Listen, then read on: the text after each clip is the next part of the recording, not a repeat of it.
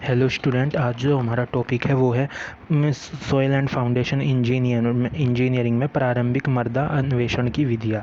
तो मृदा अन्वेषण की प्रमुख विधियों को निम्न वर्गों में बांटा जा सकता है। पहली, परीक्षण गड्ढे अर्थात खुली खुदाई। दूसरी, बेधन।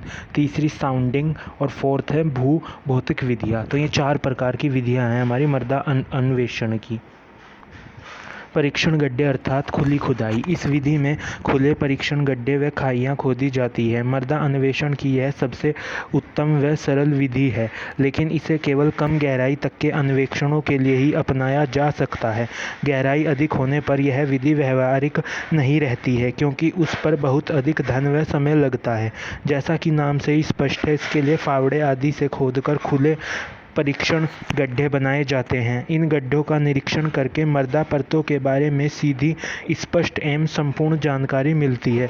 इसके साथ ही प्रयोगशाला परीक्षण के लिए आवश्यक स्थान से अशुद्ध व शुद्ध प्रतिदर्श आसानी से प्राप्त किए जा सकते हैं। खुदाई की गहराई बढ़ने पर इस विधि पर खर्च व समय बहुत बढ़ जाता है।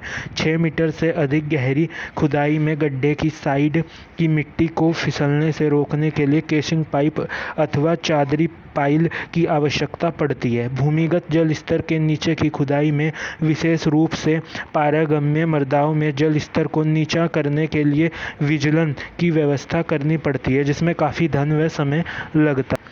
नेक्स्ट है हमारी बेधन या बोरिंग।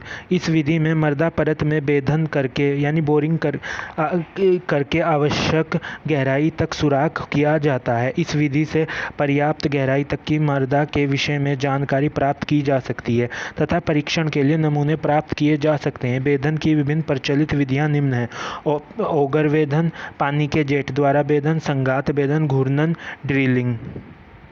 नेक्स्ट है हमारी अधस्थल साउंडिंग विधि, सब सरफेस साउंडिंग मेथड।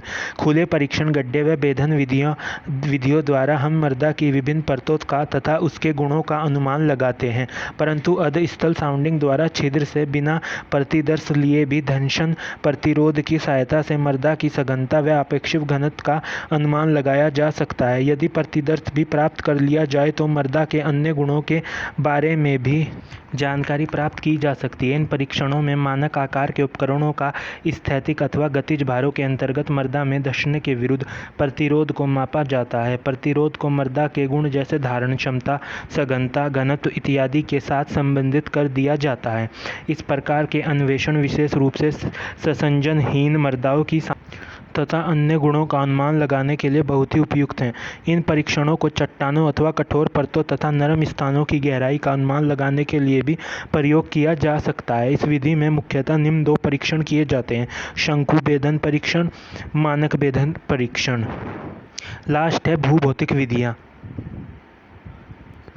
अन्वेषण की भूभौतिक विधियों का विकास खनिजों तथा खनिज तेलों की खोज के लिए हुआ। प्रमुख भूभौतिक विधियां गुरुत्वाकर्षण, भूकंपीय तथा वैद्युत प्रतिरोधकता के सिद्धांतों पर आधारित है। मृदा अन्वेषणों के लिए सामान्यतः भूकंपीय व वैद्युत प्रतिरोधकता विधियों का ही प्रयोग किया जाता है।